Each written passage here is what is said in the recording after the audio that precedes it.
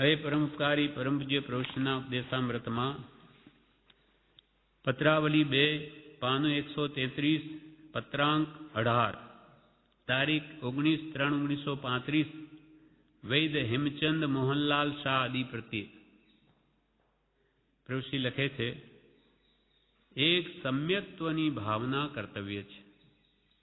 એક સમ્યક્ત્વની ભાવના કર્તવ્ય છે. અનંત કાળથી જીવ અનંત દોષ કરતો આવ્યો છે, પરંતુ જો આ ભાવમાં સર્વ દોષ ટાળવાના હથિયાર સમૂહ સમકિત પ્રાપ્ત થાય તો આ કાળમાં મોક્ષ પામવા સમાન છે. એક સમ્યક દર્શનની ભાવના કરવી. હે ભગવંત, મને સમકિત આપો, કેમ કે અનંત કાળમાં પરિભ્રમણ કરતા અનંત વાર પુરુષાર્થ કર્યા છતાં સમકિત નવી લયું. એક સમ્યક્ત્વની જ ભાવના કર્તવ્ય છે કે મારી સર્વ ક્રિયાનું ફળ સમ્યક દર્શન આવો, કેમ કે કેવળ નાનું બીજ છે. બીજ વગર વૃક્ષ થાય નહીં, તેમ સમ્યક દર્શન વગર કેવળ ના આવે નહીં. માટે એક સમ્યક્ત્વની એટલે સમ્યક દર્શનની અથવા આત્મજ્ઞાનની ભેદ જ્ઞાનની જ ભાવના કર્તવ્ય છે. અનંત કાળથી જીવ અનંત દોષ કરતો આવ્યો. અનંતકાળથી આ જ ધંધો છે.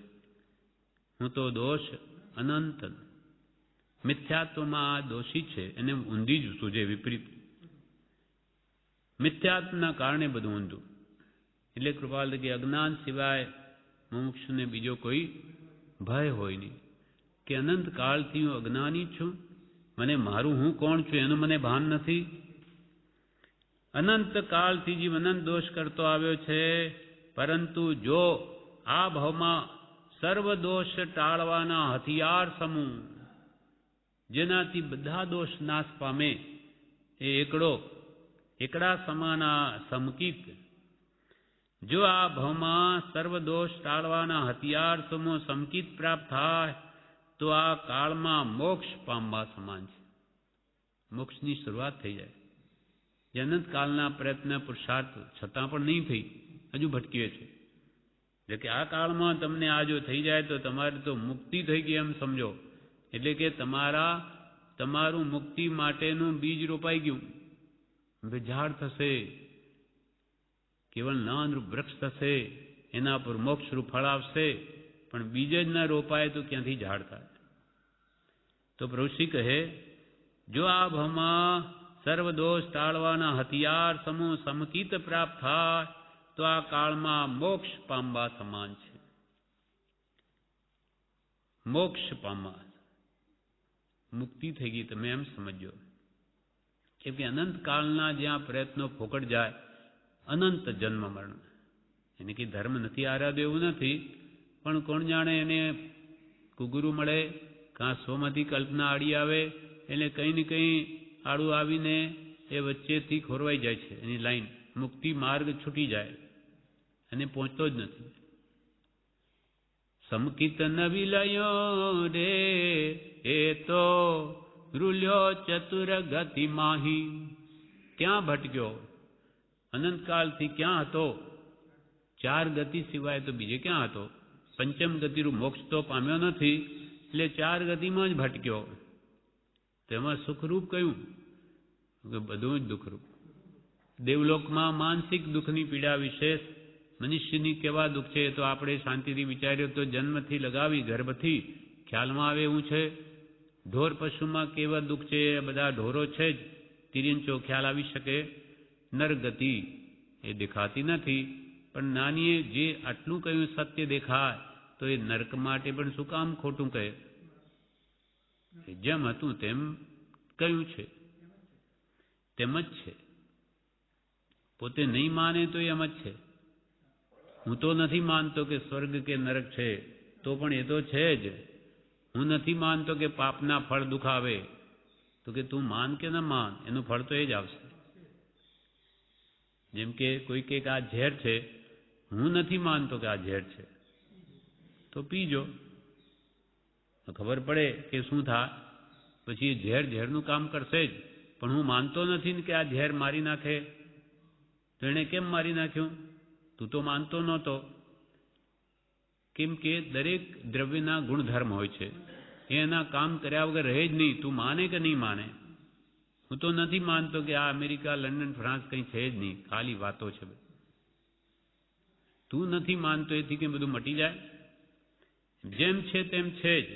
તું માને તો તારું આમાં હિત છે, ન માને તો તારું જ અહિત છે, તું જ દુઃખી થઈશ. જ્ઞાનીઓને એમાં શું છે? એ તો માત્ર જેમ છે તેમ પદાર્થનું સ્વરૂપ કહે છે. તો આ કાળમાં જો સમકિત પ્રાપ્ત થાય તો તે મોક્ષ પામવા સમાન છે. જીવને પોતાની કલ્પના કોઈને કોઈ રૂપમાં આડી આવે છે. આપણો જે અહમ છે અથવા હું સમજું છું, હું જાણું છું, એ કોઈને કોઈ રીતમાં આડું આવી જાય. એટલે કૃપાલ હું કંઈ ન જાણું એ પહેલો મોટામાં મોટો પુરુષાર્થ આ છે. જીવને ઊંડે ઊંડે એમ રહ્યા જ કરે હું જાણું છું બધું, ત્યારે જ્ઞાની કે તું કંઈ નથી જાણતો. જાણતો હોય તો કેમ આજ દિવસ સુધી રખડ્યો? તારું જાણપણું ક્યાં ગયું? અને હવે આ ભાવમાં બધું આવી ગયું જાણપણું. પરમાર્થ સંબંધી કાંઈ જાણતું નથી. અને વ્યવહારનું જાણવું શું કામેલું? શું કામ આવે? એ ખાલી કર્મબંધ જ કરાવે. એટલે જે જાણવું છે તે તો જાણ્યું નહીં. જે જાણ્યું તે નવી જાણવું, અને નવી જાણ્યું તે જાણવું. અને એ પણ આપણને ખબર નથી. જ્ઞાની ભગવાન જાણે છે કે શું સત્ય ને શું અસત્ય. એના કયા પ્રમાણે આપણે માનીએ તો આપણી માન્યતા એ સમ્યક થાય.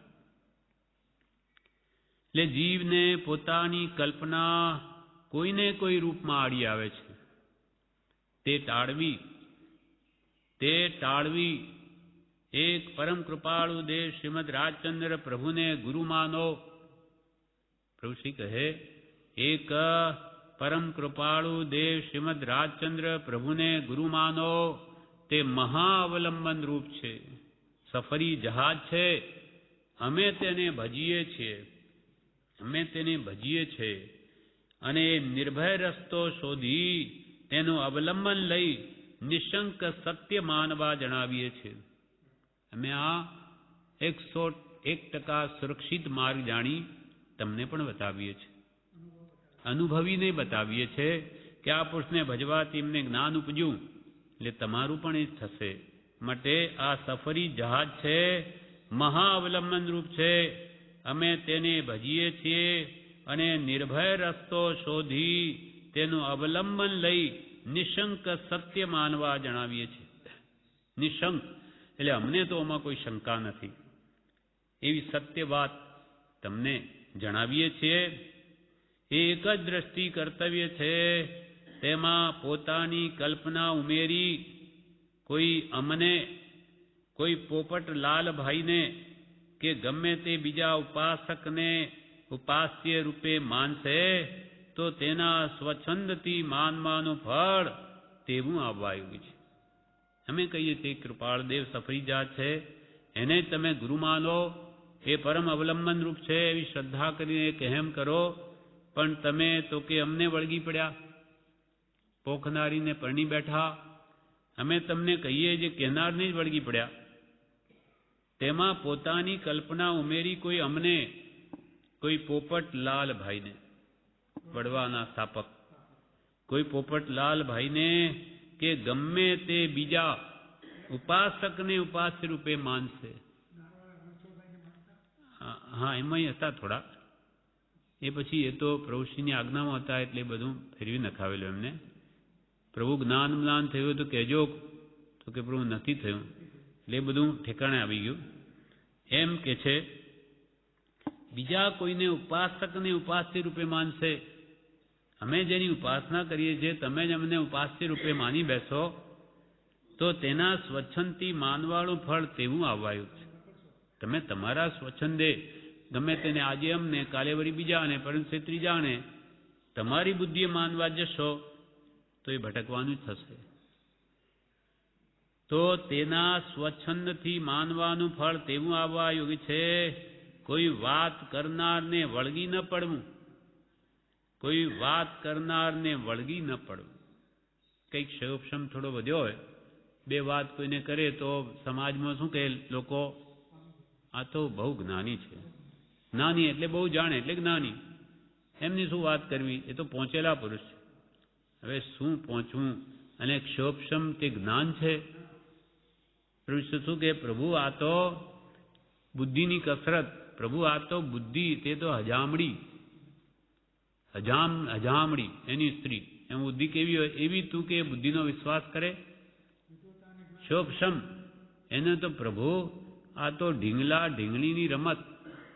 પેલો કે આટલી પ્રકૃતિ હોય, પેલો કે નહીં આટલી નહીં હોય, આમાં તમારી ભૂલ, પેલો કે નહીં આમ હોય. એ બધી માથાકૂટમાં ઠીક છે જાણવો કે ભૂલ થઈ જાય, અથવા આપણે બીજું કરવું. આમાં જ જો રહી ગયા તો મૂળ જે દોષ કાઢવા છે રહી જશે. એમ કે છે સત્ય જાણવું, વિચારની આપલે જરૂર કરવી, ભૂલ થતી હોય તો કાઢવી, પણ એના નિમિત્તે એમ જ રોકાઈને જીવ રહે તો મૂળ કરવાનું રહી જશે અને ગમે તેને ગુરુ માનવા નહીં. જો બીજા ઉપાસકને ઉપાસ્ય રૂપે માનશે તો તેના સ્વચ્છંદથી માનવાનું ફળ તેવું આવવા યોગ્ય છે. કોઈ વાત કરનારને વળગી ન પડવું, તે જેમ જણાવે આજ્ઞા કરે તે પ્રમાણે જો આપણા ભાવ થશે તો વાળ્યો વળે જેમ હેમ એવી દશા આવતા જીવને યોગ્યતા વધશે. કે નાની પુરુષ જે જણાવે, જેમ પ્રભુશ્રી અમે તમને જણાવીએ કે કૃપાલદેવને ગુરુ માનો, એ આજ્ઞા કરે તે પ્રમાણે જો આપણા ભાવ થશે તો વાળ્યો વળે જેમ હેમ, સોનાની લંગડી પ્યોર જેમ વાળીએ મળે, તો એવી દશા આવતા જીવની યોગ્યતા વધશે. તો તમારી યોગ્યતા વધશે. પણ નૂરભાઈ પીરભાઈ કરીને જેમણે પોતાની મતિ કલ્પના ઊભી રાખી છે તે હજી સ્વચ્છંદ વેદે છે. પણ નૂરભાઈ પીરભાઈ કરીને જેમણે પોતાની મતિ કલ્પના ઊભી રાખી છે તે હજી સ્વચ્છંદ વેદે છે. એક પરમ કૃપાળુ દેવની ભક્તિ પરમ પ્રેમે કર્તવ્ય છે. તેમાં સર્વજ્ઞાનીઓ આવી જાય છે, સર્વજ્ઞાનીઓના ઉપાસક મહાપુરુષો પણ આવી જાય છે, પોતે પણ પડી રહેતો નથી. ઋષિ કહે પણ પોતાની મતિ કલ્પના, નૂરભાઈ પીરભાઈ એટલે કે આ જ્ઞાની ફલાણા જ્ઞાની, એમ પોતાની મતિ કલ્પનાએ નિર્ણય કરીને આવી કલ્પના ઊભી રાખી, તે પોતાનો હજુ સ્વચ્છંદને જ વેદે છે. એક પરમ કૃપાળુ દેવની ભક્તિ પરમ પ્રેમે કર્તવ્ય છે. આ પત્રમાં એટલું કેમ લખ્યું? કેમ કે એવી વાત જાણવામાં આવેલી કે હેમચંદ મોહનલાલ એ પ્રભુશ્રીને જ સર્વસ્વ માનતા. પ્રભુશ્રી આમ કહે ને ત્યારે કે એ તો એમ જ કહે ને, એ કોઈ દિવસ કહે પોતાને મનાવાનું? હેમચંદભાઈ વૈદ હતા, હા બરોડાના. પ્રભુશ્રી પ્રત્યે અત્યંત ભક્તિ કેવી? બસ આપ જ અમારું સર્વસ્વ, આપ જ ગુરુ. તો કે નહીં અમે કહે, તો કે ના અમારે તો આપ જ. એટલે આવું લખવું પડે કે અમે કહીએ એમ તમે કરતા નથી. એટલે પ્રભુશ્રીમાં તો કસાય ભાવ ન હોય. એટલે કેવું કે નૂરભાઈ પીરભાઈ કરીને જેમણે પોતાની મતિ કલ્પના ઊભી રાખી છે તે હજી સ્વચ્છંદ વેદે છે. એક પરમ કૃપાળુ દેવની ભક્તિ પરમ પ્રેમે કર્તવ્ય છે, તેમાં સર્વજ્ઞાનીઓ આવી જાય છે. તમે અમને માનતા હો તો અમે એમાં આવી ગયા. સર્વજ્ઞાનીઓના ઉપાસક મહાપુરુષો પણ આવી જાય છે અને પોતે પણ પડી રહેતું નથી. પોતે પણ નિશ્ચય ને તો શુદ્ધ સહજાત્મ સ્વરૂપી છે, પરમાત્મા સ્વરૂપી જ છે, તો એ પોતે પણ એમાં પૂજાય છે. આપે અનેક વાર સાંભળ્યું હશે તો પણ વિશેષ વિચારવા જેવું છે. આપે અનેક વાર સાંભળ્યું હશે કે અમે આ વાત કરી હશે, આપે અનેક વાર આ વાત સાંભળી હશે તો પણ વિશેષ વિચારવા જેવું છે. તે લક્ષ્યમાં રાખી સત્પુરુષની દ્રષ્ટિએ ભાવના ભક્તિ કર્તવ્ય છે. લક્ષ્યમાં રાખો, અમે સત્પુરુષની દ્રષ્ટિએ તમે ભાવ કરો, ભક્તિ કરો, જમે કહીએ એનું કરો, એની ભક્તિ કરો. સ્વરૂપ અપેક્ષા બધા એક છે ત્યાં દ્રષ્ટિ રાખો. આ સાચા જ્ઞાનીનું લક્ષણ છે.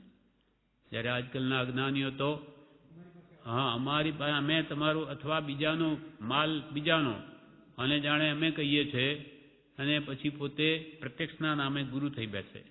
ત્યારે સાચા જ્ઞાની છે. પ્રભુશ્રી જેવાને તો કૃપાળદેવ પણ કેવા નમસ્કાર કરે એમના ગુણોને કે પરમ કૃપાળુ મુનિ વર્યના ચરણ કમળમાં પરમ ભક્તિથી સવિને નમસ્કાર પ્રાપ્ત થાય. હવે સાચા આત્માની મુનિ તે એવું કે એમને માનો નહીં, અમે કહીએ એમ કરો, એમ કરીને આપણને એક ઉપર લાવી દીધા. નહીં તો હવે આજકાલ હવે એ તો ગયા હવે બધા નવું નવું લઈને બેઠા હોત પ્રત્યક્ષના નામે કે અમારે તો આ જ્ઞાની ફલાણા એટલે સાચો માર્ગ ક્યાંય લોપ થઈ જાય, એટલે પોતે લોપ થઈ ગઈ અને સત્ય પકડાવ્યું કે ક્યાંય જીવ ભૂલો ન પડે ભવિષ્યમાં. તે લક્ષ્યમાં રાખી સત્પુરુષની દ્રષ્ટિએ ભાવના ભક્તિ કર્તવ્ય છે. વિશેષ શું? આણાએ ધમ્મો આણાએ તવવો. આજ્ઞાનું આરાધન એ ધર્મ અને આજ્ઞાનું આરાધન એ જ તપ. તમે અમને ગુરુ માનતા તમે કહો એમ તો કરો. આણાએ ધર્મ આજ્ઞા એ ધર્મ છે, આજ્ઞા એ તપ છે. એટલે અમે કહીએ કૃપાલને માનો ત્યાં દ્રષ્ટિ રાખો. વિશેષ શું? આણાએ ધમ્મો આણાએ તવવો. આજ્ઞાનું આરાધન એ ધર્મ ને આજ્ઞાનું આરાધન એ તપ. હે ભગવાન, હવે ભૂલ રહે નહીં અને અલ્પ સાધન બને તો અલ્પ, પણ યથાર્થ થાય એ જ ભાવ નિરંતર રાખવા યોગ્ય છે. હે ભગવાન, હવે મારામાં ભૂલ રહે નહીં, માર્ગથી ભૂલો ન પડું. ભલે અલ્પ સાધન કરું તો અલ્પ, પણ યથાર્થ કરું, સાચું કરું. એ જ આ ભાવ, એ જ ભાવ નિરંતર રાખવા યોગ્ય છે. અલ્પ સાધન બને તો અલ્પ, પણ યથાર્થ થાય એ જ ભાવ નિરંતર રાખવા યોગ્ય છે. પોતે પોતાનું કરી લેવા યોગ્ય છે. પોતે પોતાનું કરી લેવા યોગ્ય છે. પોતાના દોષ જોઈ તેનો પશ્ચાતાપ કરી તે દૂર કરી સદગુરુ શરણે જે થાય તે જોયા કરવા યોગ્ય છે. પોતાના દોષો જોઈ તેનો પશ્ચાતાપ કરી તે દોષોને દૂર કરી સદગુરુ શરણે જે થાય તે જોયા કરવા યોગ્ય છે. પોતાના દોષો કે જુઓ અને એના પ્રત્યે ખેદ રાખો કે આવી ભૂલો મારાથી થઈ, નહીં થાય ભવિષ્યમાં, એ પશ્ચાતાપ કરીને પરમ કૃપાળુ દેવના શરણે જે થાય તે જોયા કરો. જે થાય તે યોગ્ય જ માનવામાં. હવે છેલ્લે પત્રમાં એક લીટી લખે છે, હું મારું હૃદયથી ટાળ પરમારથમાં પિંડ જ ગાળ. હું મારું હૃદયથી ટાળ. શું કરવાનું છે? આ હું દેહાદિ સ્વરૂપ નથી, દેહ સ્ત્રી પુત્રાદિ મારા નથી. તો તું કોણ? શુદ્ધ ચૈતન્ય સ્વરૂપ અવિનાશ એવો હું આત્મા છું. એમ આત્મભાવના શું થાય કરતા રાગ દ્વેષનો ક્ષય થાય, જેથી કેવળ જ્ઞાન થાય, કેવળ જ્ઞાનથી મોક્ષ થાય. એટલે હું ને મારું એ સંસાર છે. હું મારું હૃદયથી ટાળ પરમાર્થમાં પિંડ જ ગાળ. આ પિંડ જે તને મળ્યું, પરમાર્થ એટલે આત્માર્થ, એમાં જ ગાળ. એટલે એક આત્માર્થ મેળવવામાં જ આ તારા શરીરનો સદુપયોગ કર, તો અનંતકાળનું સાટું વળી રહેશે. એના માટે સાચા દેવગુરુ ધર્મની શ્રદ્ધા કર અને કૃપાલદેવ પ્રત્યે દ્રઢ શ્રદ્ધા રાખો, તો કે તમારું બધું જ સીધું જ રહેશે. કેમ કે એ સાચા ગુરુ છે. એ સાચા દેવને સાચા ધર્મનું સ્વરૂપ સમજાવી શકે, એટલે કે ત્યાં દ્રષ્ટિ રાખો. એક કૃપાળુ દેવ. આ પ્રમાણે આ પત્ર પૂરો થયો. વિશેષ આપણે આવતીકાલે લઈશું. પૂજ્ય શ્રી પ્રભુશ્રીના ઉપદેશામૃતમાં પત્રાવલી 2 પાનું 133 પત્રાંક છે 19. સૌભાગભાઈ આદિ આશ્રમ માઉન્ટ આબુથી પ્રભુશ્રી લખેલો છે. શ્રી આબુ ચૈત્રવ 6 સંમત 1991. તેના મહાભાગ્ય હશે અને સારું થવાનું સર્જિત હશે તેને સત્પુરુષના દર્શન સમાગમનો લાભ પ્રાપ્ત થશે અને અપૂર્વ મહાત્મ્ય સમજાશે. જેના મહાભાગ્ય હશે અને સારું થવાનું સર્જિત હશે, એટલે કે એને પુણ્યનો ઉદય આવો થયો હશે. કેમ કે જ્ઞાની પુરુષનો જોગ મળવો એ આ માનવ દેહની પ્રાપ્તિ કરતાં અતિ દુર્લભ છે. તેમાં વચ્ચે ઘણા કારણો છે. એ બધા થઈને પછી ઠેઠ સત્પુરુષનો જોગ પ્રાપ્ત થવો, એના દર્શન થવા, એના બોધનું શ્રવણ, એના પ્રત્યે શ્રદ્ધા વિશ્વાસ અને એના કહેલા વચન પ્રમાણે વર્તવું, એ એકથી અતિ દુર્લભ છે. જેના મહાભાગ્ય છે અને સારું થવાનું સર્જિત હશે તેને સત્પુરુષના દર્શન સમાગમનો લાભ પ્રાપ્ત થશે અને અપૂર્વ મહાત્મ્ય સમજાશે. પાછું અપૂર્વ મહાત્મ્ય સમજાવવું જોઈએ. એને તો જ્ઞાની ગમે એટલું કે એને કંઈ નહીં, ભેંસ આગળ ભાગવત જેવું. જેને કંઈ જોઈતું જ નથી અને જ્ઞાની ગમે તે કે શું આવતું, પણ જેને ગરજ હોય આત્મહિતની અને આવા સત્પુરુષ મળે તો જ કામ થાય. એટલે જિજ્ઞાસા જોઈએ સત પ્રાપ્ત કરવાની, અને સત્પુરુષ મળે તો એનું કામ થઈ જાય. અનંતકાળમાં આમ ખાંડું બાંડું ચાલ્યું. આપણને ભગવાન તીર્થંકરોનો જોગ થયો, એની સભામાં જઈ આવ્યો તો એને કંઈ કલ્યાણ કરવાની ભાવના નહીં. જોઈ લીધું સારું છે, જેમ અહીંયા ઘણા આવે બહુ સારું છે એમ કરીને પોતપોતાના કામમાં વિશેષ કંઈ આગળ વધે નહીં.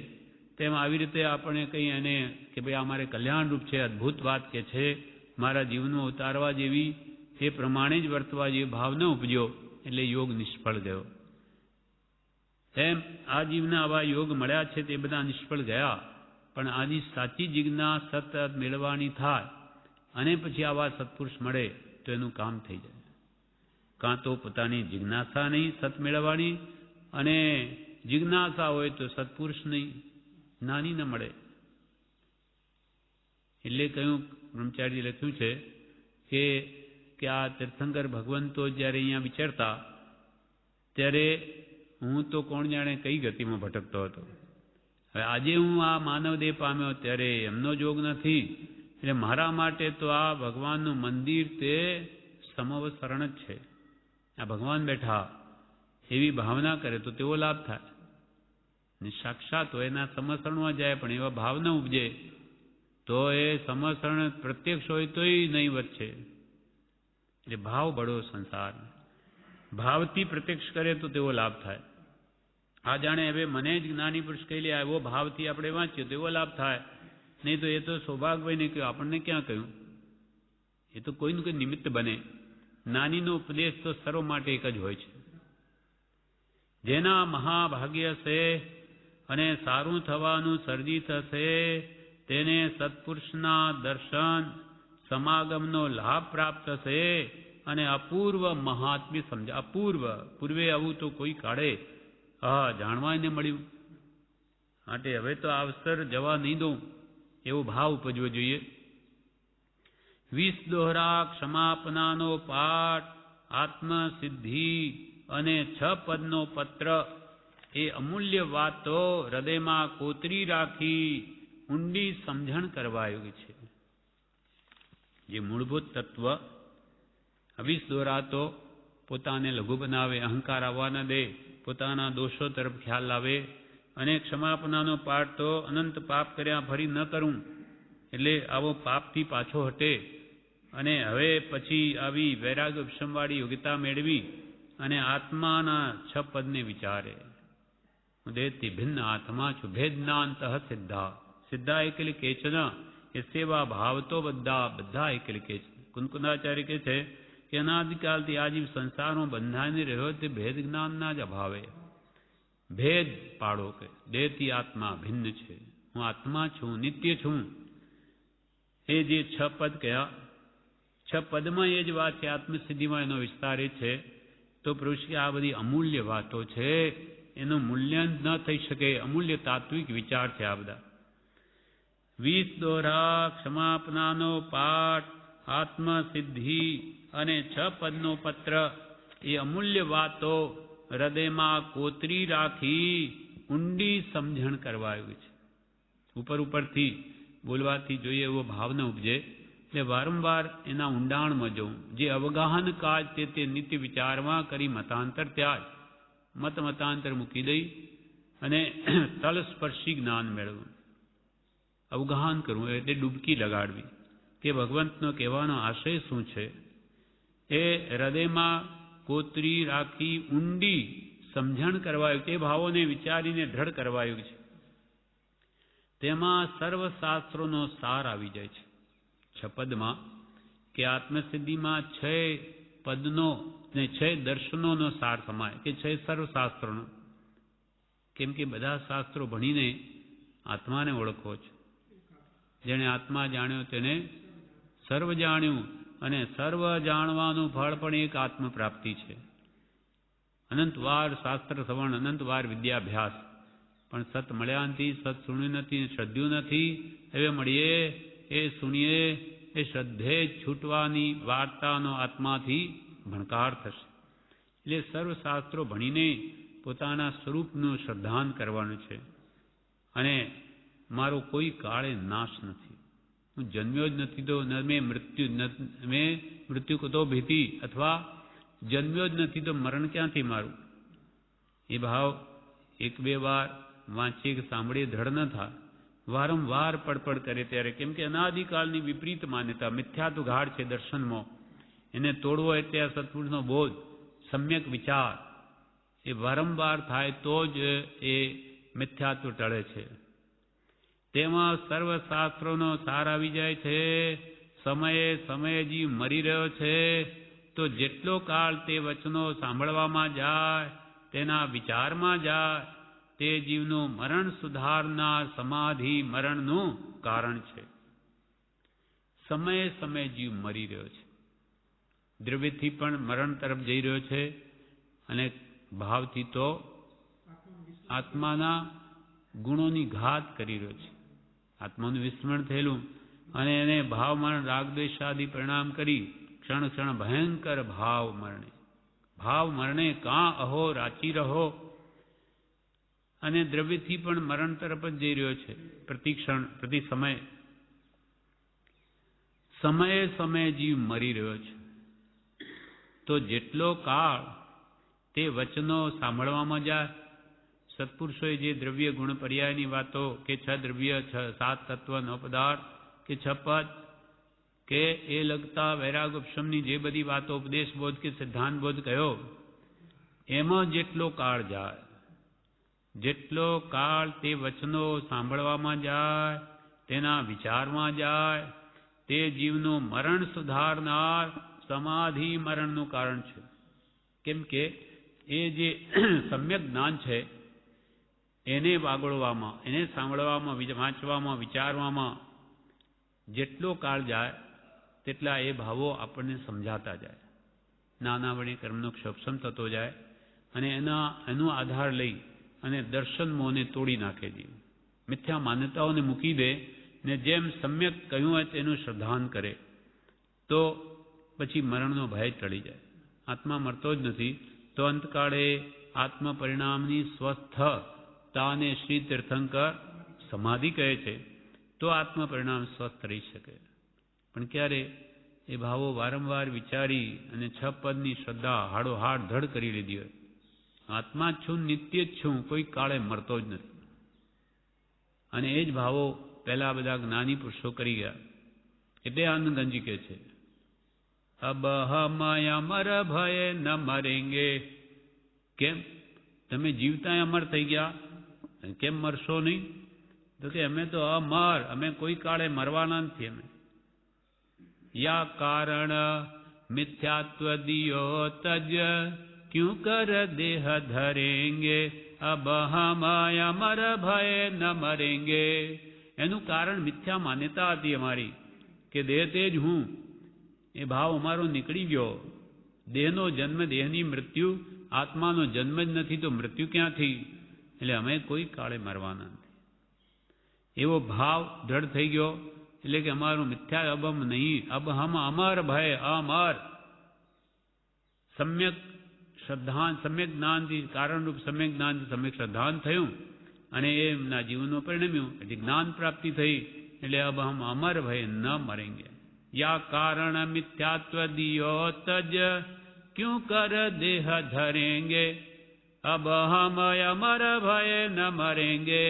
જેમ કૃપાલદેવે કહ્યું, આત્મજ્ઞાને ફરી જન્મનાની અમારી નિશ્ચલ પ્રતિજ્ઞા છે.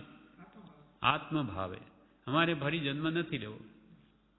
કર્મ ભાવે જે થવાનું તે થાય, એકાદ ભાવ લેવાનો હશે તો તેમ, પણ અમારે જન્મવું નથી. એની પ્રતિજ્ઞા છે નિશ્ચલ. આવા પુરુષો આવી પ્રતિજ્ઞા લઈ શકે, બીજાનું કામ નથી, લઈ શકે. એમ તેમાં સર્વશાસ્ત્રોનો સાર આવી જાય છે. સમયે સમયે જીવ મરી રહ્યો છે તો જેટલો કાળ તે વચનો સાંભળવામાં જાય, તેના વિચારમાં જાય, તે જીવનું મરણ સુધારનાર સમાધિ મરણનું કારણ છે. મન વશ કેમ થાય? પ્રભુશ્રી કહે, મન વશ કેમ થાય? પ્રશ્ન વિરામ. પછી પોતે જવાબ આપે, ભેદ વિજ્ઞાન એ જ મન વશ કરવાનો ઉપાય છે. મન એવો મનુષ્યાણામ કારણ બંધ મોક્ષયો, બંધનું કારણ પણ મન અને મોક્ષનું કારણ પણ મન. એ ભેદ જ્ઞાનથી વશ થાય.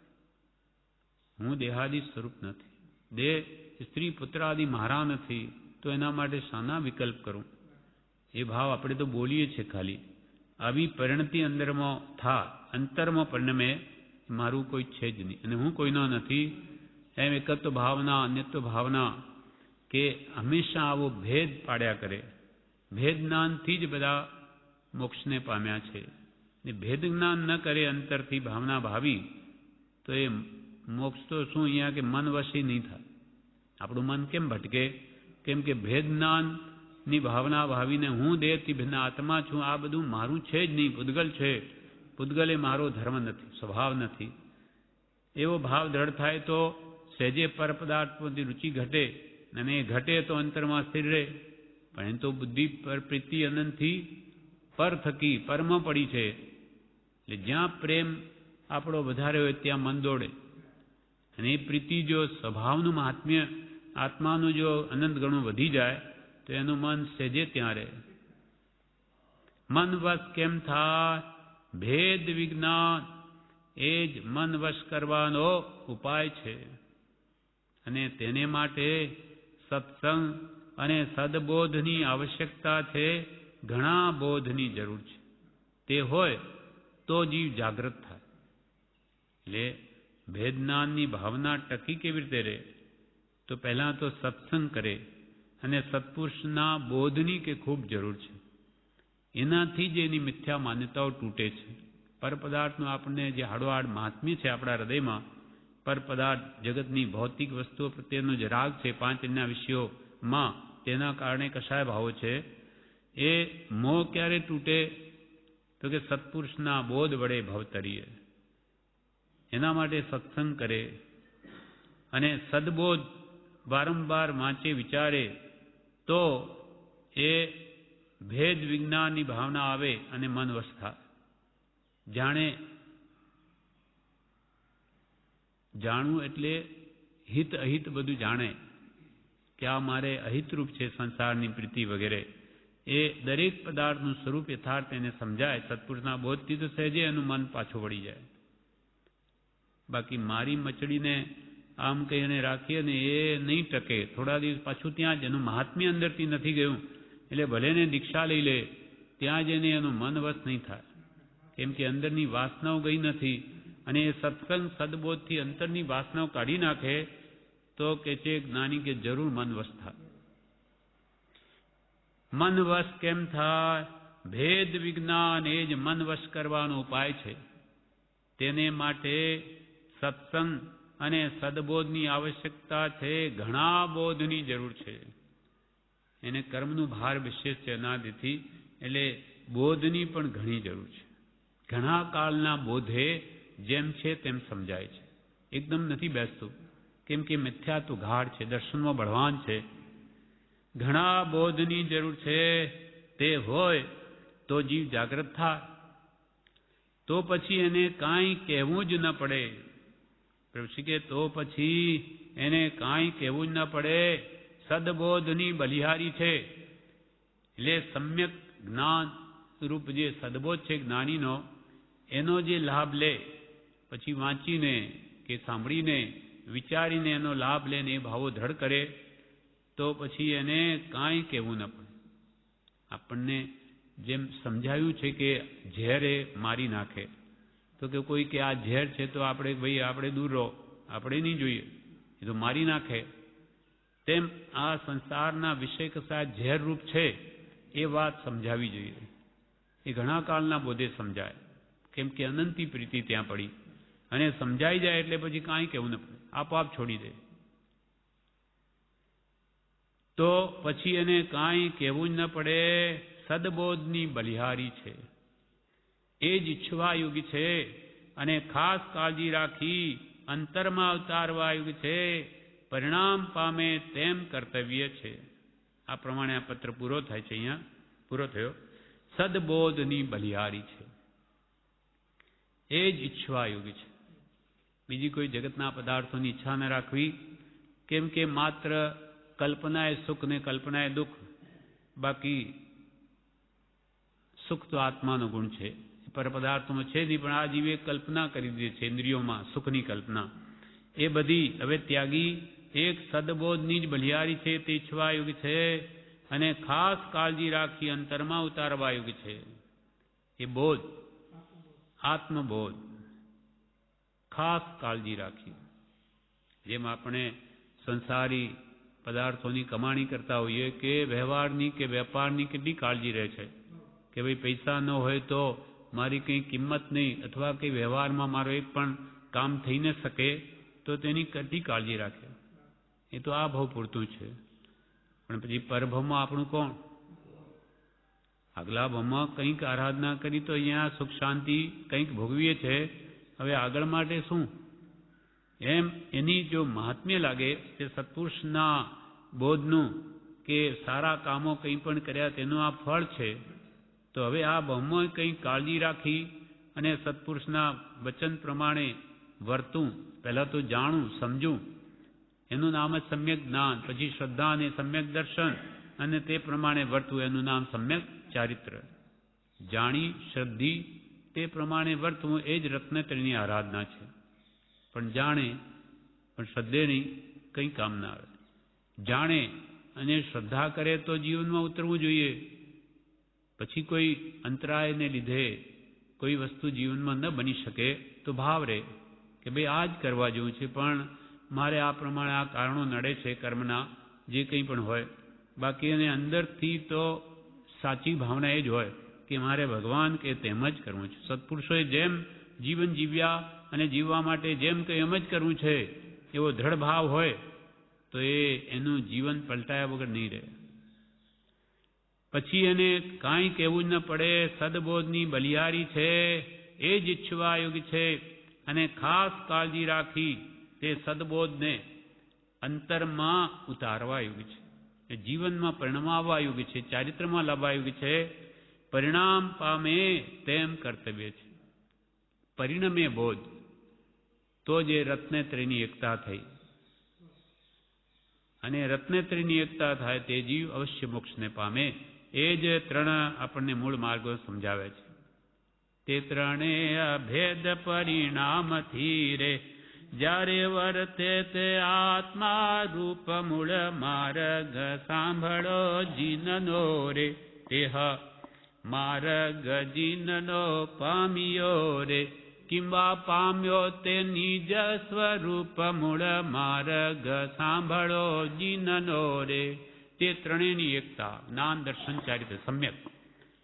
તે કાં સ્વરૂપને પામ્યો, કાં ભગવાનના વિતરાગ માર્ગને પામ્યો, પણ એ ત્રણેયની એકતા નહીં થાય તો કોઈ કાળમાં મુક્તિ નહીં થાય. આ પ્રમાણે આપણે પ્રભુશ્રીનો બોધ આ પત્ર પૂરો થયો. વિશેષ આપણે આવતીકાલે. હવે પરમ પૂજ્ય પ્રભુશ્રીના ઉપદેશામૃતમાં પાનું 134, પત્રાવલી 2, પત્ર 20, સૌભાગભાઈ આદિ મુમુક્ષુ મંડળ આશ્રમ, શ્રવરી બંગલો, માઉન્ટ આબુ, તારીખ 2/4/1935. ત્યાંથી પ્રભુશ્રીજી આશ્રમમાં લખે છે. પ્રભુશ્રી લખે છે કે લખાવે છે, સમય માત્રનો પ્રમાદ કરવા યોગ્ય નથી. હા, એ જ બરોડાવાળા સૌભાગભાઈ ચુનીભાઈ, વડોદરાવાળા. હા, દાંડિયા બજાર. હા, એ આદિ મોક્ષ મંડળ અહીંયા બધા હતા. કેમ કે એમના પિતા શ્રી ચુનીભાઈ કારભારી હતા તે વખતે આશ્રમમાં, અને એ બી સારો એવો અહીંયા રસ લઈને વ્યવસ્થામાં ભાગ લેતા. અક્ષોપસમ બી સારો હતો. એટલે સૌભાગભાઈ આદિ મુમુક્ષુ મંડળ આશ્રમ, તેના પર પ્રભુશ્રીએ ત્યાંથી પત્ર લખાવ્યો. તેમાં લખે છે, સમય માત્રનો પ્રમાદ કરવા યોગ્ય નથી. તેમાં ઘણો અર્થ સમાયો છે.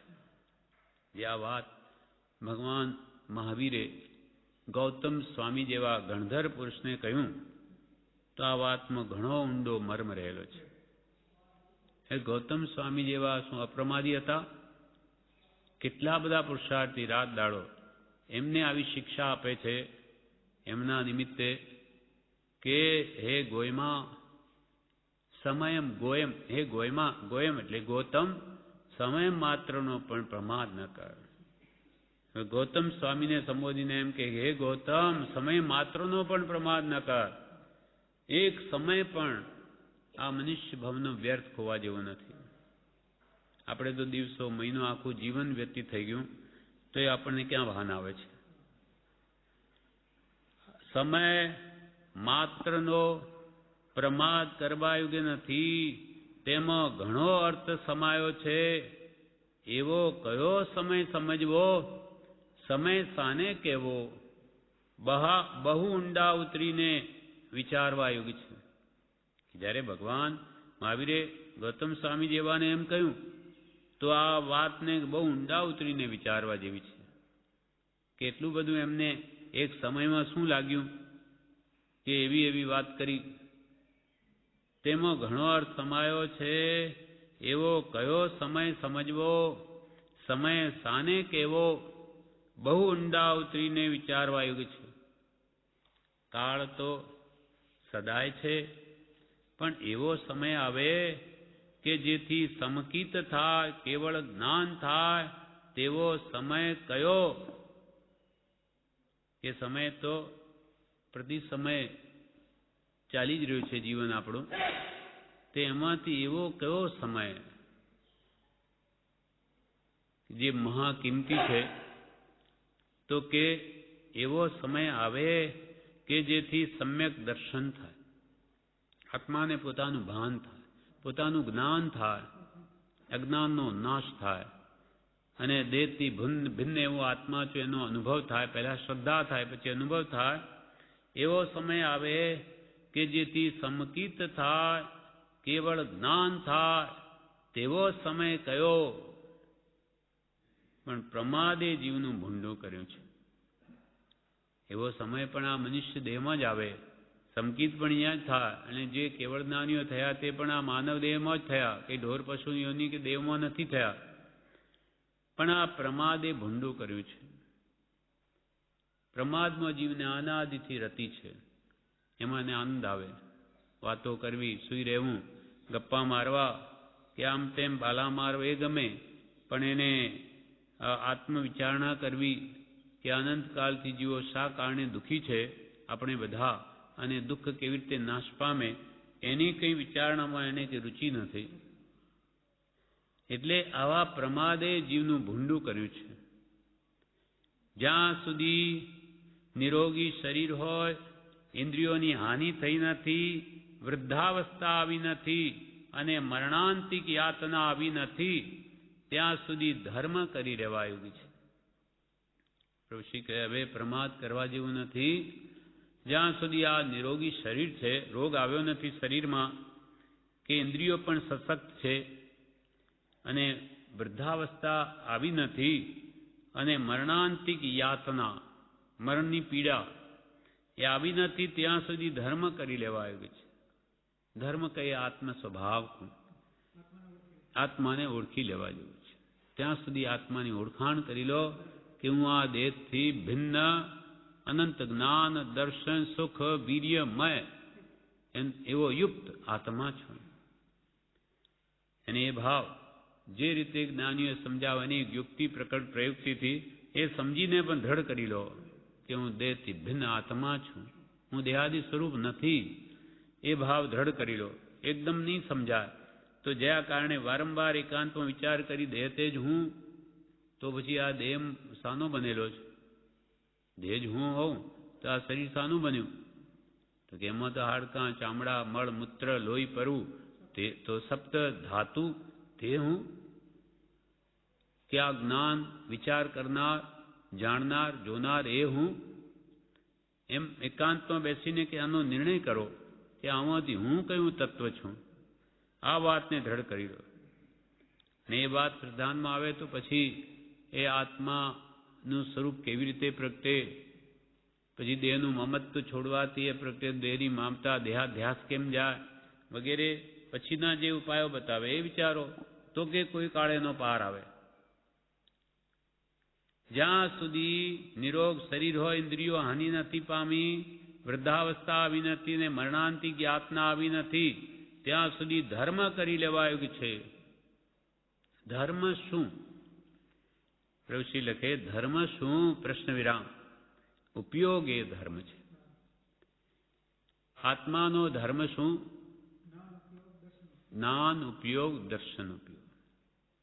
જ્ઞાન ઉપયોગ એટલે જાણવું અને જોવું, એ જે ચેતનાના લક્ષણ છે, ઉપયોગ ઓ લક્ષણમ, એ જ આત્માનો સ્વભાવ છે.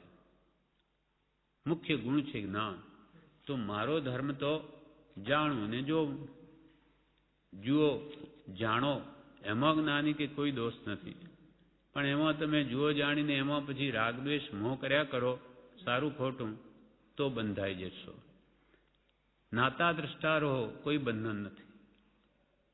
ભગવાન સિદ્ધ ભગવાન તો આખા 14 રાજલોકને જુએ.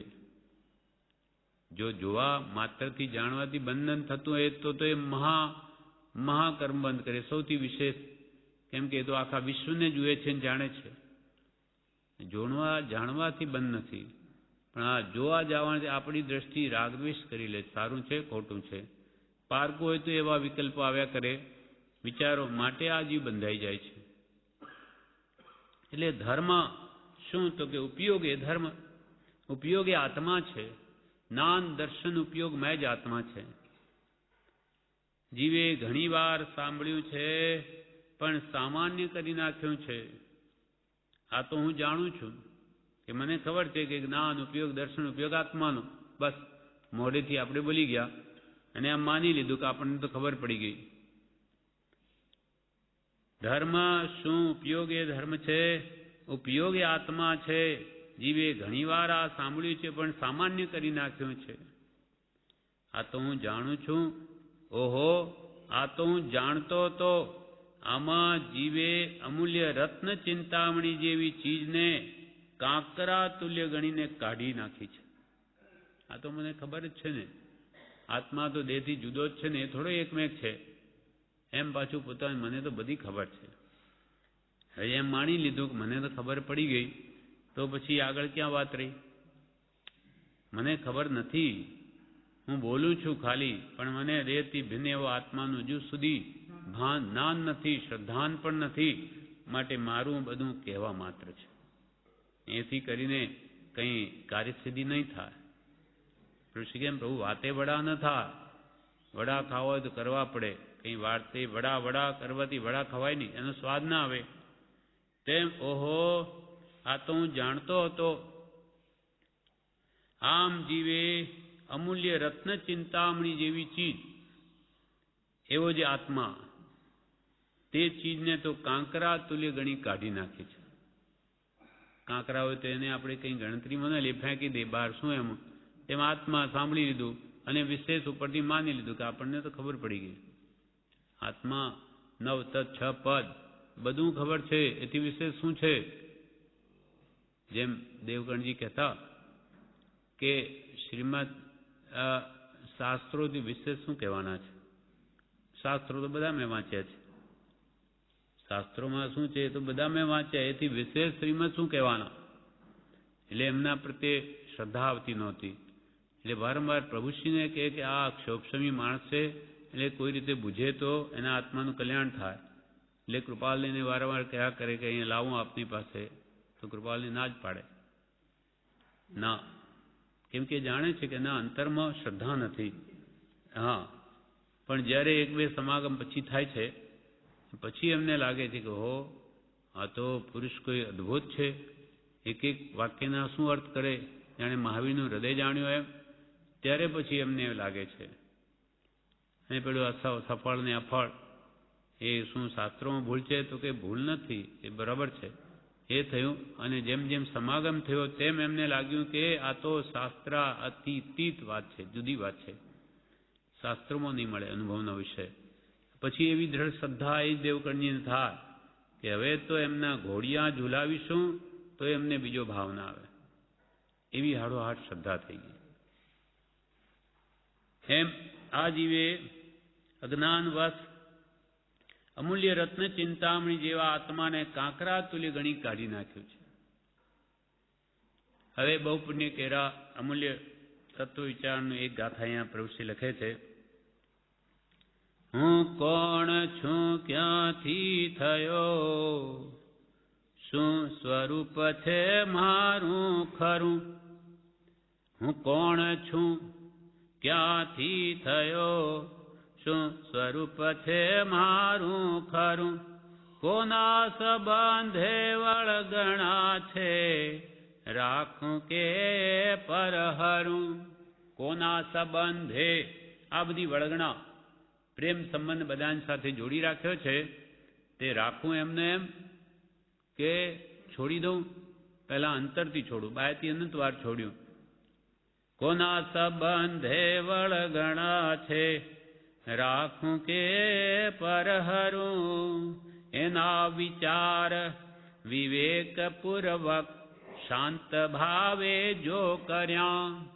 એના વિચાર વિવેકપૂર્વક શાંત ભાવે જો કર્યા, તો સર્વયાત્મિક જ્ઞાનના સિદ્ધાંત તત્વ અનુભવ્યા.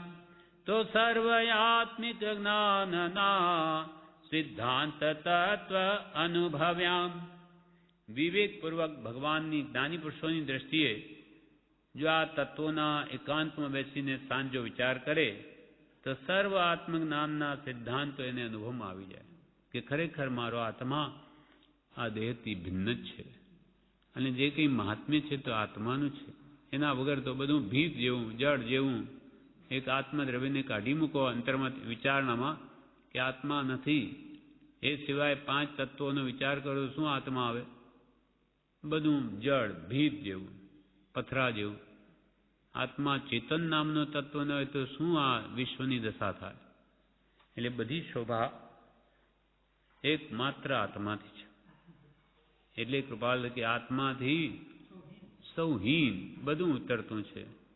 એક આત્માનું અજર અનંત શક્તિનો ધણી, દરેક દ્રવ્યમાં અનંત શક્તિ છે, પણ આ તો પોતે જ આત્મ સ્વરૂપ છે, એમાં અનંત શક્તિ રહેલી છે, પણ એનું એને ભાન નથી. માટે કે અમૂલ્ય એનું મૂલ્યાંકન ન થઈ શકે એવો આ તાત્વિક વિચાર છે.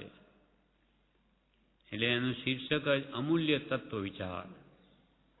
આ અમૂલ્ય તત્વ વિચાર નામ રાખી પરમ કૃપાળુ દેવે જણાવ્યું છે, તો પણ જી મોહ નિદ્રામાં ઘોર્યા કરે છે.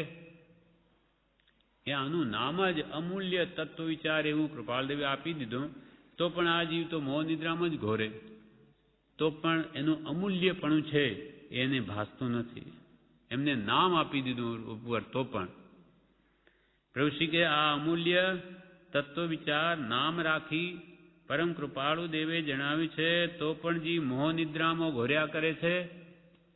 અનંત કાળે આ વાત હાથ આવી છે. અનંત કાળે આ વાત હાથ આવી છે, અને જો જાગ્રત થઈ તેનો લાભ નહીં લેવાય તો અનંત કાળે પણ હાથ લાગવી દુર્લભ. એવી પરમ પુરુષની વાણી સત્સંગમાં સાંભળવાની મળે છે. એ અનંત કાળે આ કે તમારા હાથમાં આવી ગઈ આવી વાત કે આ તમારી અમૂલ્ય વસ્તુ છે. અને હવે પણ જો જીવ જાગે નહીં અને નાનીઓ જે શિખામણ આપી કે વાસ્તવિક તારું સ્વરૂપ શું એનું ભાન આપ્યું, તો પણ કે એ વાત જો શ્રદ્ધામાં નહીં આવે, એનો લાભ નહીં લેવાય, તો પછી અનંત કાળે પણ હાથ લાગવી દુર્લભ છે. બધી સામગ્રી મળતા છતાં પણ તમને 6 પદની શ્રદ્ધા નહીં થાય તો પછી તમારા ભાગ્ય નથી, દુર્ભાગ્ય છે. એથી વિશેષ સામગ્રી ફરી ક્યારે મળશે? પછી ફરી અનંત કાળે પણ હાથ લાગવી દુર્લભ. એવી પરમ પુરુષની વાણી જે સત્સંગમાં સાંભળવા મળે છે. આપણને ખબર નથી કે આપણે કેટલા બધા ભવોના પુણ્યના ઢગલા ભેગા થયા છે, ત્યારે આટલી ઊંચી દશા સુધી આવી ગયા. એટલે આપણને કંઈ પાછળનું દેખાતું નથી. બાકી એક માનવ દેહ જો ઘણા પુણ્યના ઢગલાથી મળે તો આ તો એક એકથી દુર્લભ વસ્તુ કેટલી મળી ગઈ. હવે એનું મહાત્મ્ય એને નહીં લાગે તો પછી એ દુર્ભવી જ છે.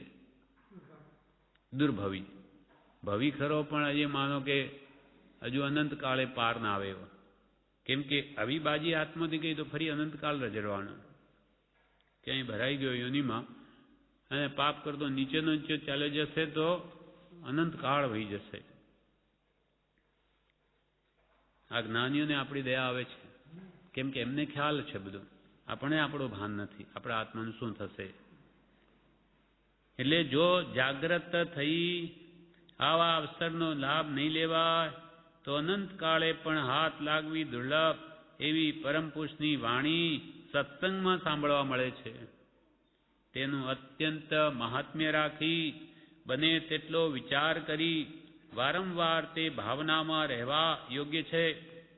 માટે અત્યંત મહાત્મ્ય સત્પુરુષની વાણીનું આવવું જોઈએ.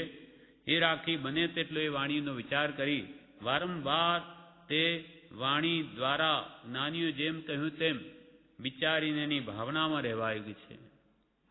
ધાડ પડે એવો દુકાળ હોય કે બહારવટિયાનો ભય હોય ત્યાં લોકો જેમ જાગ્રત રહે છે, ચેતતા રહે છે કે રખેને આખો જન્મારો મહેનત કરીને મેળવેલું ઘડીકમાં લૂંટાઈ જાય.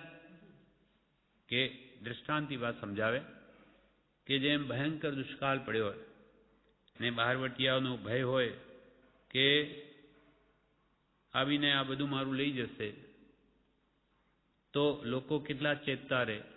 રખેને આખો જન્મારો કે મહેનત કરીને મેળવેલું એ આ ઘડીકમાં લૂંટાવાળો લૂંટી ન જાય. તેમ મરણરૂપી ધાડ અવશ્ય આવવાની છે અને મનુષ્ય ભાવની સામગ્રી લૂંટાઈ જવાની છે. આ નિશ્ચિત છે. પછી એ ધાડ આવે તો આપણે કેટલા ચેતતા રહીએ કે ભાઈ આખી જિંદગીની કમાણી એ લઈ ન જાય. તો જેમ તેવી જ રીતે મરણરૂપી ધાડ અવશ્ય આવવાની છે. પેલી તો ધાડ આવે કે ના આવે, પણ આ તો અવશ્ય આવવાની બધાને. તે મરણરૂપી ધાડ અવશ્ય આવવાની છે ને મનુષ્ય ભાવની સામગ્રી લૂંટાઈ જવાની છે. જરૂર આ અવસર હાથમાંથી ચાલ્યો જ જવાનો. આ સામગ્રી અત્યંત અત્યંત દુર્લભ જે મળી, પૈસા તો એના આગળ કોઈ ગણતરીમાં જ નથી. હા, જળ છે અને એ શું ગણતરીમાં છે. અનંત પુણ્ય ભેગા કરી અનેક જન્મના અત્યારે તો બધી સામગ્રી મળી, એ પુણ્ય કમાઈ કેટલી, એ લૂંટાઈ જાય એનો કે ભાન નથી તમને, એમ કે છે. આવી મનુષ્ય ભાવની સામગ્રી આ મરણરૂપી ધાડ આવવાથી લૂંટાઈ જવાની છે. પરંતુ જે પહેલેથી ચેતી લેશે, ધર્મ કરી લેશે, આત્માની ઓળખાણ કરી લેશે, ઉપયોગપૂર્વક વર્તા રહેશે, તે બચી જશે, તે અમર થશે, શાશ્વત પદને પામશે. પણ જે એ ધાડ આવે એટલે કે મૃત્યુ આવે એના પહેલા ચેતી જઈ ધર્મ કરી લેશે, આત્માનો સ્વભાવ ઓળખી એનું નિત્યપણું શાશ્વતપણું મૃત્યુ એને છે જ નહીં એવા ભાવોમાં જઈને એ ભાવોને દ્રઢ કરી જો આત્માની ઓળખાણ કરી લેશે, ઉપયોગપૂર્વક વર્તતા રહેશે, ક્યાંય રાગદ્વેષમાં ચિત્તને જવા ન દે એવો ઉપયોગ રાખી વર્તતા રહેશે, તે બચી જશે. એટલે એને મૃત્યુ કાંઈ નહીં કરી શકે, સમાધિમણ થશે, મૃત્યુ મહોત્સવ બની જશે. તે અમર થશે, શાશ્વત પદને પામશે. આ કાળમાં સમકિત પામી શકાય તેમ છે. તે અવસર જો જીવ ચૂક્યો તો ફરી અવસર આવવો દુર્લભ છે. 6 પદના પત્રનો વારંવાર દરરોજ વિચાર કર્તવ્ય છે. એટલે કે સમકિત આ જન્મ પામી શકાય એમ છે. મિથ્યાત્વ જવારું મોક્ષ છે. તો અવસર આવો જીવ જો ચૂક્યો તો ફરી ફરી આવો અવસર હાથ આવવો દુર્લભ છે, અતિ અતિ દુર્લભ છે. માટે કહે છે 6 પદના વિચારમાં વારંવાર રહેવું યોગ્ય છે. વારંવાર 6 પદના વિચાર કરવા યોગ્ય છે કે હું આત્મા છું, નિત્ય છું, કરતા ભોગતા મોક્ષ મોક્ષનો ઉપાય. વારંવાર એના જ વિચાર કરો. એટલા માટે અહીંયા આત્મસિદ્ધિ 2 વાર બોલીએ, 6 પદનો પત્ર 2 વાર બોલીએ, કેમ કે એ સંકિત છે. આમાં 6 પદની શ્રદ્ધામાં સમ્યક દર્શન રહેલું છે. 6 પદના પત્રનો વારંવાર દરરોજ વિચાર કર્તવ્ય છે. આ છેલ્લી ભલામણ આપી અને પ્રભુ શ્રીજી આ પત્ર પૂર્ણ કરે છે. એટલે 20મો પત્ર આ પૂરો થયો. વિશેષ આપણે આવતીકાલે. હવે પૂજ્ય શ્રી પ્રભુશ્રીના ઉપદેશામૃતમાં પત્રાવલી 2 પાનું 135 પત્રાંક 21 તીર્થક્ષેત્ર આબુ તારીખ 2/6/1935. ઓમ તત્સત. એમાં અમૂલ્ય તત્વ બહુ પુણ્ય કેરાની એક ગાથા પ્રભુશ્રી લખે છે, પછી બીજો બોધ લખે છે. બહુ પુણ્ય કેરા પુંજથી શુભ દેહ માનવનો મળ્યો, તો એ અરે ભવચક્રનો આટો નહીં એકે ટળ્યો. સુખ પ્રાપ્ત કરતા સુખ ટળે છે, લેસ એ લક્ષે લહો. ક્ષણ ક્ષણ ભયંકર ભાવ મરણે, કા અહો રાચી રહો. શ્રીમદ રાજચંદ્ર. બહુ પુણ્ય કેરા પુંજથી શુભ દેહ માનવનો મળ્યો. ઘણા ભાવમાં સંચય કરેલા પુણ્યના ઢગલા, તેનાથી આવો શુભ દેહ મળ્યો છે મનુષ્યનો. બહુ પુણ્ય કેરા પુંજ એટલે ઢગલાથી શુભ દેહ માનવનો મળ્યો, તો એટલે ઘણા ભવોના પુણ્ય ભેગા કરવાથી આવી આ શ્રેષ્ઠ સામગ્રી ઉપલબ્ધ થઈ, તો અરે ભવચક્રનો આટો નહીં એકે ટળ્યો. તો આ 84 લાખ ભવના આટા એક પણ ઓછા ન કર્યા. તો અરે ભવચક્રનો આટો નહીં એકે ટળ્યો, એક પણ નહીં ટળ્યો. કેમ કે આ જીવને સુખ ઇન્દ્રિયોમાં ભાસે છે, એટલે આત્મામાં અનંત સુખ છે, અને હું જન્મ મરણથી ઘેરાયેલો છું, સર્વથા દુઃખી છું, એ ભાવ જ હજુ બેઠો નથી, સમજાયો નથી. એટલે આ જીવને પર પદાર્થમાં, ભૌતિક પદાર્થમાં સુખ લાગે છે, સાંસારિક જળ પદાર્થોમાં. એટલે ત્યાં સુખ બુદ્ધિ હોવાથી એને આત્મા પ્રત્યે સુખ બુદ્ધિ જ નથી. અને અહીંયા સુખ લેવા જાય છે, ત્યાં કૃપાલ કે તારું સુખ ટળે છે. તું માત્ર પર પદાર્થો મોહ કરીને કર્મ જ બાંધે છે, અને એના ફળમાં તું અનેક ગતિઓમાં ભટકીશ, ત્યાં દુઃખ જ ભોગવીશ. સુખ પ્રાપ્ત કરતા સુખ ટળે છે, લેસ એ લક્ષે લહો. ક્ષણ ક્ષણ ભયંકર ભાવ મરણે, કા અહો રાચી રહો. સુખ પ્રાપ્ત કરવા જાય છે તું ઇન્દ્રિયોમાં, ત્યાં તારું સુખ ટળે છે, આત્મિક ટળે છે ને માત્ર ઉપાધિ જ વધારે છે. ત્રિવિધ તાપાગ્નિમાં બળે છે અને સુખ ટળે છે. સુખ પ્રાપ્ત કરતા સુખ ટળે છે, લેશ એ લક્ષેલો. લેશ માત્ર તો આ વાતને તમે ધ્યાનમાં લ્યો. ક્ષણ ક્ષણ ભયંકર ભાવ મરણ કરી અને એમાં શું રાચી રહ્યા છો? કાં અહો રાચી રહો. એમાં તમને શું સુખ મળે છે? માત્ર તમને માનસિક પીડા ભોગવો છો, શારીરિક વ્યાધિ ભોગવો છો, અને બાયની ઉપાધિ ભોગવો છો. એ ત્રિવિધ તાપાગ્નિ સિવાય સંસારમાં કાંઈ મળવાનું નથી. તો એ વાત તમે કેમ લક્ષ્યમાં લેતા નથી? જો આજી વિચારે તો એને પણ ખ્યાલ આવે, પણ દર્શનમાં બળવાન છે, ગાઢ છે, એટલે આ વાત એને અંતરમાં બેસતી જ નથી. એટલા માટે જ આ બોધ એવો છે કે સત્પુરુષના બોધ બળે મોડે વહેલે પણ એને સત સમજાય છે, અને અસત પ્રત્યેની આસ્થા તૂટી જાય છે. સુખ પ્રાપ્ત કરતા સુખ ટળે છે, લેસ એ લક્ષે લહો. ક્ષણ ક્ષણ ભયંકર ભાવ મરણે, કા અહો રાચી રહો. શ્રીમદ રાજચંદ્ર. હવે પ્રભુશ્રી લખે છે, જન્મ જરા મરણના દુઃખ મોટા છે.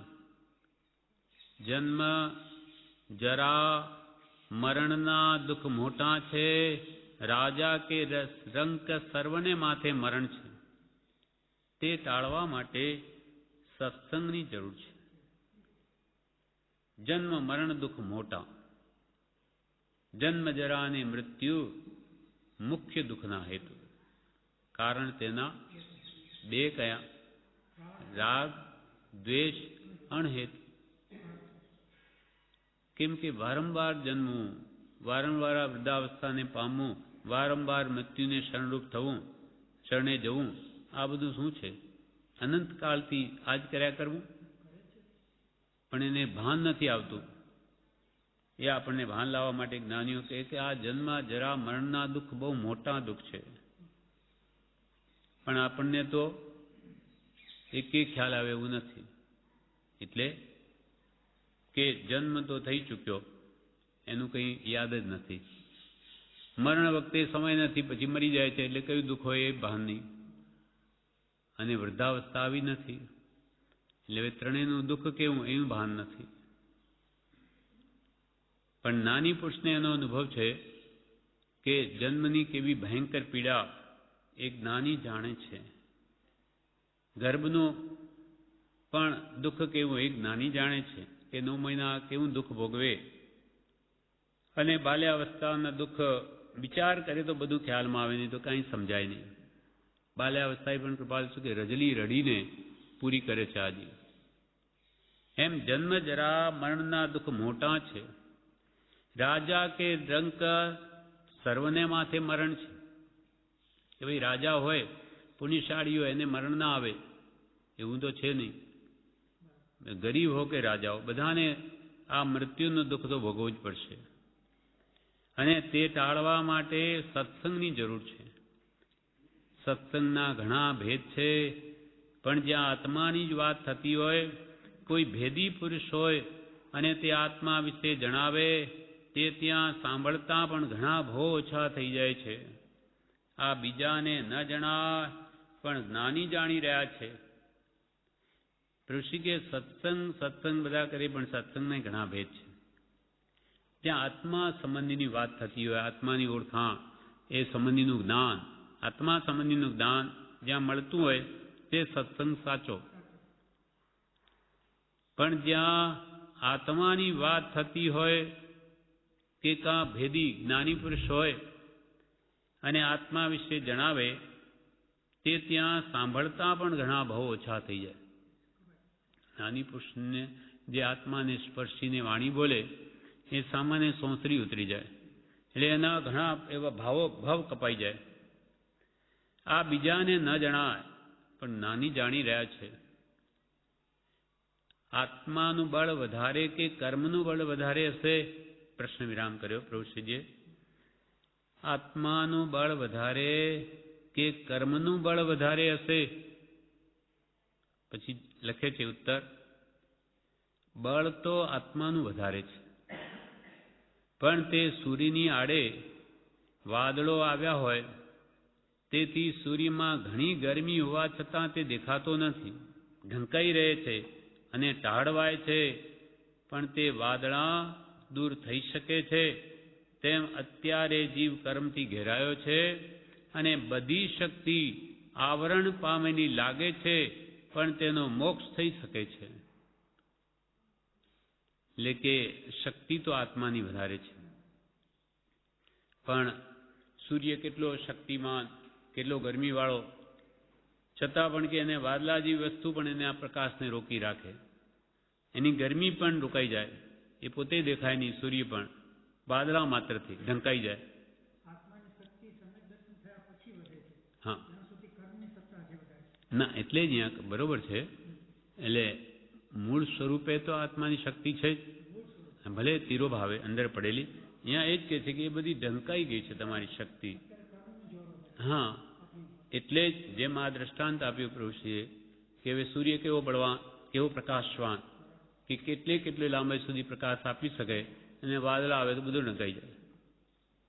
એટલા બધા ચોમાસામાં કેટલા બધા વાદળા કાળા હોય કે જાણે રાત પડી ગયો કે સંધ્યાકાળ થઈ ગયો, એટલે કેટલું બધું ઢંકાઈ જાય છે એનું તેજ. તેમાં કર્મોએ આપણા આત્માની અનંત શક્તિઓને ઢાંકી દીધી છે. હા, એટલે શું કહ્યું? સંકિત પહેલા હા,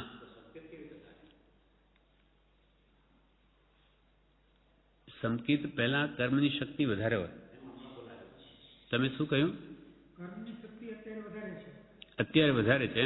પછી આત્માની શક્તિ વધે. જો કર્મની શક્તિ, કર્મ વધી જાય ત્યારે આત્માની શક્તિ દબાઈ જાય છે. શક્તિઓ તો દરેકમાં વિશેષ છે. 6 દ્રવ્ય છે ને અનંત શક્તિવાળા છે. અને કર્મનું બળ વધી ગયું હમણાં, એટલે આત્માનું બળ દબાઈ ગયું છે. પણ આત્મા જો હમણાં જાગૃત થાય તો એ કર્મની શક્તિને તોડી શકે છે. હા હા હા છે, પણ બધી અપેક્ષાએ વાતો છે. બધા દ્રવ્યોની શક્તિવાળા છે. કયું દ્રવ્ય ઓછું છે? પણ એકની શક્તિ અત્યંત વધી ગઈ, બીજાની ઓછી થઈ ગઈ. જેમ આપણા અંદર પણ શરીર સશક્ત હોય તો કેટલી શક્તિ હોય, પણ રોગથી અત્યંત નિર્બળ થઈ ગયું હોય શરીર તો કંઈ હાથ ઊંચો નહીં થાય. પેલું કાળ કોઈને નહીં મૂકે, એમાં કૃપાલએ લખ્યું ને, કેવા બલવંતો જે કેટલાઓને મારી નાખે, એક મુક્કો મારી અને એને માખી ઉડાડવાની શક્તિ ન રહી. તેમ આપણી શક્તિ કર્મના આવરણને લીધે એ આત્મા પોતે જ કરી છે, કંઈ બીજે કોઈ નથી લાવ્યો. એ જ પોતાની શક્તિને ભૂલી ગયો, એટલે પેલા ઉપર ચડી બેઠા. એટલે જ્ઞાનીઓ આપણને જાગૃત કરે, તું કંઈ ઓછો નથી, તારામાં અનંત શક્તિ છે. તારા આગળ કર્મ શું છે?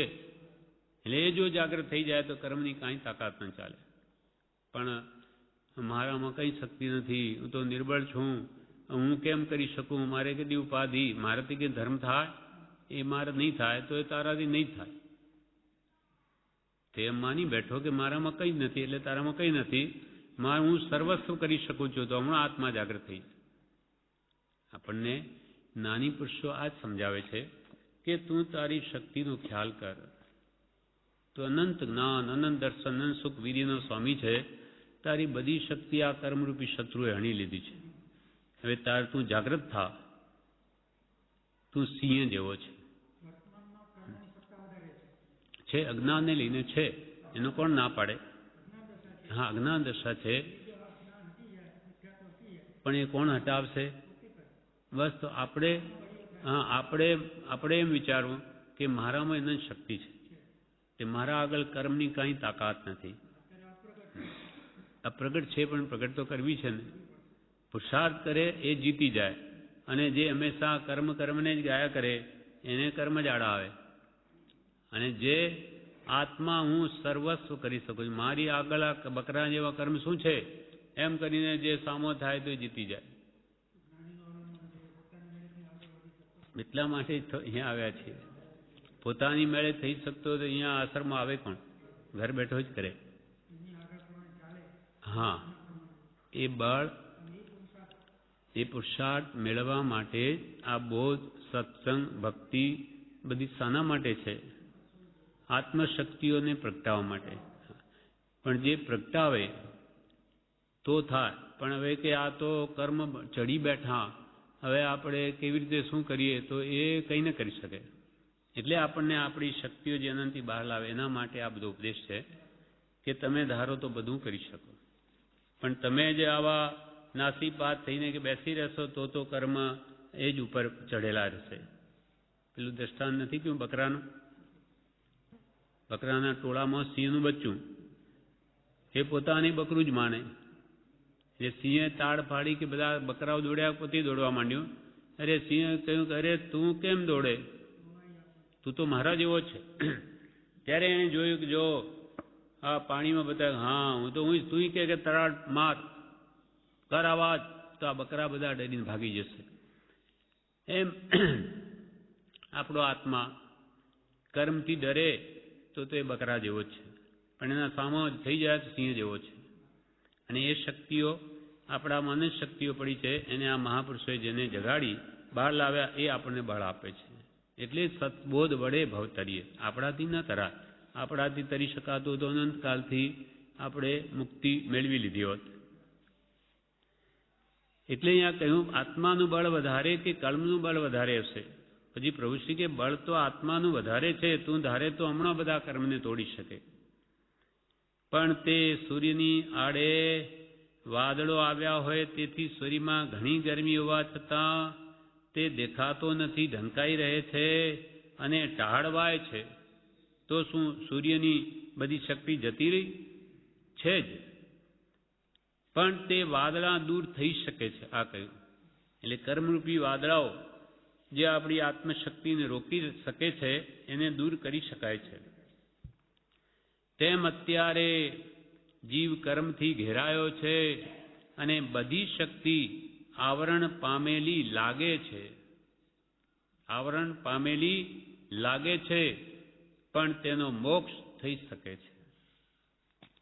બહુ ઊંડી વાત જણાવીએ છીએ. બહુ ઊંડી વાત જણાવીએ છીએ. આત્મા છે, આત્મા નિત્ય છે, આત્મા કર્તા છે, આત્મા ભોગતા છે, મોક્ષ છે અને તે મોક્ષના ઉપાય છે. એ 6 પદનો બહુ વિચાર કરવા યોગ્ય છે. આત્મસિદ્ધિ શાસ્ત્રમાં એનો વિસ્તાર કરેલો છે, તે બહુ વિચારવા યોગ્ય છે. આ 6 પદ પોતે આત્મા છે, નિત્ય છે, કર્તા ભોગતા મોક્ષનો ઉપાય છે જ. આ 6 પદનો કે જે ખૂબ ખૂબ વિચાર કરવા યોગ્ય છે ને આત્મસિદ્ધિમાં એનો ખૂબ વિચાર કરેલો, વિસ્તાર કરેલો છે, માટે બહુ વિચાર કરવા યોગ્ય છે. મોટા મહાભારત પુરાણ કે જૈનના શાસ્ત્રો કરતાં બહુ સુગમ અને સરળતાથી સર્વશાસ્ત્રના સારરૂપ આત્મસિદ્ધિમાં વાત કરેલી છે. મહાભારત પુરાણ કે જૈનોના બીજા શાસ્ત્રો કરતાં પણ આત્મસિદ્ધિમાં સુગમતાથી, સરળતાથી આપણે મૂળભૂત સિદ્ધાંતો સમજાવી દીધા. કેમ કે સર્વશાસ્ત્ર ભણીને જે કરવાનું એ ટૂંકામાં આપણને આમાં બતાવી દીધું. તે ગહન વાત વિચારવાન જીવે બહુ લક્ષમાં લેવા યોગ્ય છે. નાના પુસ્તકના આકારે જણાય છે, પણ તે ચમત્કારિક વચનો છે. આત્મસિદ્ધિ શાસ્ત્ર નાના પુસ્તકના આકારે જણાય છે, પણ તે ચમત્કારી વચનો છે. તે વિશે અમે બહુ કહેતા નથી. તે વિશે અમે બહુ કહેતા નથી. તે લબ્ધિ વાક્યો છે, મંત્ર સ્વરૂપ છે. રિદ્ધિ સિદ્ધિની કંઈ જરૂર નથી. પણ જન્મ મરણના ફેરા ટાળે તેવા તે વચનો છે. જન્મ મરણનો નાશ કરે એવા 6 પદ છે. જન્મ મરણના ફેરા ટાળે તેવા તે વચનો છે. કોઈ સમજે ન સમજે તો પણ કાનમાં તે વચનો પડવાથી પણ પુણ્ય બાંધે છે. તે આત્મસિદ્ધિ કોઈ સમજે, કોઈનો ક્ષોભસમ ઓછો હોય તો બહુ વિશેષ ન પણ સમજાય. કોઈ સમજે ન સમજે તો પણ શ્રદ્ધાથી એનો પાઠ કરે તો પણ કાનમાં તે વચનો પડવાથી પણ પુણ્ય બાંધે છે. તેમાં જે આત્મા વિશે વાત જણાવી છે તે માન્ય કરવા યોગ્ય છે, શ્રદ્ધા કરવા યોગ્ય છે. તેમાં ગુરુગમની જરૂર છે. તે આવે તો જેમ તિજોરીના તાળા ઉઘડે અને જે જોઈએ તે કાઢી લેવા, તેમ ગુરુગમથી આત્માનું ઓળખાણ થાય છે. અહીંયા પ્રભુશ્રીએ કહ્યું એના એક એક વાક્યો મંત્ર સ્વરૂપ છે. આત્મસિદ્ધિના લબ્ધિ વાક્યો છે કે જન્મ મરણના ફેરાને જ ટાળી નાખે, જે અનંતકાળથી આપણા થઈ રહ્યા છે. કોઈ ન સમજે ને ભાવથી પણ કે આ મહાપુરુષોના વચનો છે, જ્ઞાનીઓ કે હા તે ઉત્તમ છે, શ્રેષ્ઠ છે, એમ વિચારીને પણ એનો પાઠ કરે તો પણ એ પુણ્ય બાંધે, પુણ્યાનુબંધી એને આગળ લઈ જાય. અને તેમાં જે મુખ્ય તો આત્મા વિશેની વાત કરી છે, કેમ કે આત્મસિદ્ધિ કે 6 પદનો પત્ર એ આત્માની ઓળખાણ માટે જ છે. કેમ કે જે સ્વરૂપ સમજ્યા વિના પામ્યો દુઃખ અનંત, જે પોતાના આત્મ સ્વરૂપને સમજ્યા વગર અનંત દુઃખ પામ્યો, હવે અનંત દુઃખને ટાળવાનો ઉપાય જ આત્મજ્ઞાન છે. એટલે આત્માની શ્રદ્ધા કરાવવા માટે જ, અને નિત્ય છે, પોતે જ કર્મનો કરતા, એના ફળનો ભોગતા, અને એને સર્વકર્મથી મુક્ત કરી શકાય છે અને મુક્તિનો ઉપાય પણ છે. એવી જે 6 પદો આમાં શંકા સમાધાન રૂપે કહ્યા, એ જે વાત વિસ્તારથી આમાં જણાવી એ પ્રભુશ્રીએ તમારે વાંચી વિચારીને માન્ય કરવાયું છે, માની લેવાનું એમ જ છે. શ્રદ્ધા કરવાયું છે, દ્રઢ એ પ્રમાણે મનમાં માની લેવાયું છે, શ્રદ્ધવાયું છે. પણ તેમાં ગુરુગમની જરૂર છે. જે ગુરુએ એમાં સમજ આપી તે પ્રમાણે જ સમજવું, એમાં પોતાનું ડાપણ વાપરવું નહીં. તેમાં ગુરુગમની જરૂર છે. તે આવે તો, અને ગુરુગમ ગુરુ ભક્તિથી જ આવે. ગુરુ ભક્તિ વગર જે ગુરુને શું કહેવાનો આશય છે એ નહીં પકડાય. એટલે પરમ પ્રેમ આવે તો એનો ભાવ હૃદયમાં સમજાય. તે ગુરુગમ આવે તો જેમ તિજોરીના તાળા ઉઘડે અને જે જોઈએ તે કાઢી લેવાય, તેમ ગુરુગમથી આત્માનું ઓળખાણ થાય છે. ગુરુગમ ન હોય તો વસ્તુ પ્રાપ્ત થતી નથી. એટલે તિજોરીને તાળા ચાવી ન હોય તો તાળું ન ઉઘડે, તેમ ગુરુગમ ન હોય તો એમાં જે રહસ્ય કહ્યું છે તે હાથ ન આવે. તિજોરી ઉપર હાથ ફેરવે પણ અંદરની વસ્તુ ન મળે, તેમ ગુરુગમ રૂપી કૂંચી વિના સ્વરૂપની પ્રાપ્તિ થતી નથી. ગુરુગમ એના વગર તો બધા શાસ્ત્રો શસ્ત્રરૂપ છે. પોતાની મતિકલ્પના એનો ભાવ સમજે કદી પાર ના આવે. અને ગુરુ ઓળખવા ઘટ વૈરાગ્ય, તે ઉપજવા પૂર્વિક ભાગ્ય, તેમ નહીં તો કંઈ સત્સંગ, તેમ નહીં તો કંઈ દુઃખરંગ. એટલે વૈરાગ ઉપશમ આપણા જો બળવાન હોય તો ગુરુની ઓળખાણ થાય, અને ગુરુએ જે સદબોધ આપણને આપ્યો એમાં જે રહસ્ય પ્રકાશ્યું તેનું પણ કંઈક ભાન થાય, ભક્તિ વડે થાય. ભક્તિ સત્પુરુષ પ્રત્યે ન હોય તો એના કહેવાનો આશય હૃદયંગમ નહીં થાય, સમજાય પણ નહીં.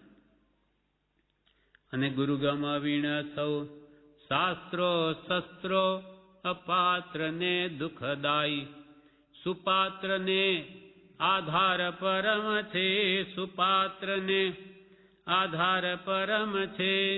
ગુરુવિરહે સુખદાયી અહો હો, પરમ શ્રુત ઉપકાર ભવીને શ્રુત પરમ આધાર.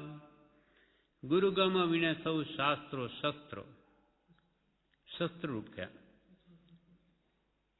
જેમ કે એક વ્યક્તિ એમ કહ્યું કે કૃપાલદેવ કહ્યું એ જે તજે નિમિત્ત, અહીંયા કે એ જે ભજે નિમિત્ત એવું હોવું જોઈએ. હા, ભૂલ કાઢે. એ જે તજે નહીં પણ ભજે, વિપરીત અર્થ. જે નિમિત્તને માનતા નથી તે કે અહીંયા તો ભજે હોય તો જ બરોબર બેસે. બીજું બધું કે શ્રીમદે બરાબર લખ્યું પણ અહીંયા સંપ્રદાયિકમાં તણાઈ ગયા છે.